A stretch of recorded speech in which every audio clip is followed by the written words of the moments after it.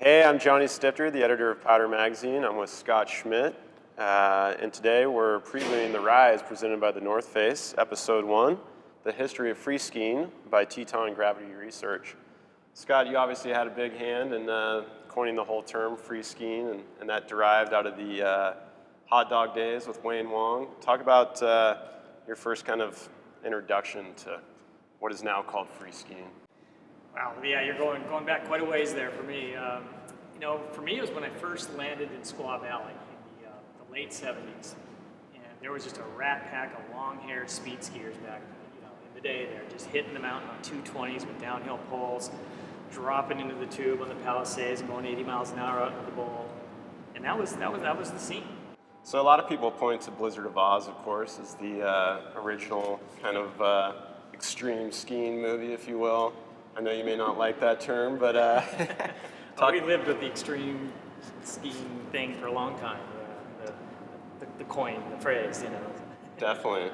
Well, I mean, you guys, for the time, were pretty extreme in regards to, pointing at the Proubel Glacier, Proubel Couloir, in Chamonix. Yeah. Absolutely. I mean, for me, back then, extreme skiing was the first descent stuff. The fall, if you fall, you die kind of thing. What the French were doing in Chamonix. I was a little uncomfortable with the extreme title because I didn't consider myself an extreme skier. I was a guy that liked to go fast and go big, and that's not, when you're extreme skiing, you're down climbing with skis on basically and trying not to slip and fall. Talk about seeing skiers such as Ken Kreitler, Shane McConkey taking what you and Hattrip and Plake were doing for so long, and then they kind of put their own spin on it, and then how that they kind of advanced skiing like you guys did in the 80s. Yeah, so the Kreitler and McConkey era, that was kind of a second generation to what we were doing. Doug Coombs and myself, and we had our little generation of our sport, and then these guys completely reinvented it again.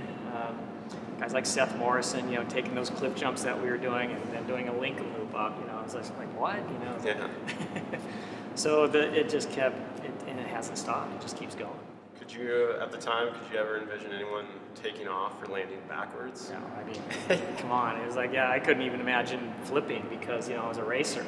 Flipping off a cliff and going off access or whatever, that was eye-opening for me.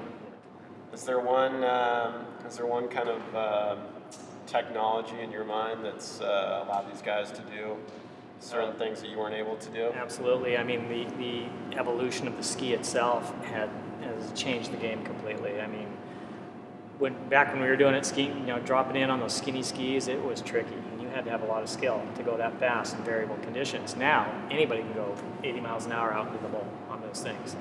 It has changed the sport drastically. Thanks for tuning in, and stay tuned tomorrow for Teton Gravity Research's take on the history of free skiing. And you can watch it here, or you can watch it on thenorthface.com.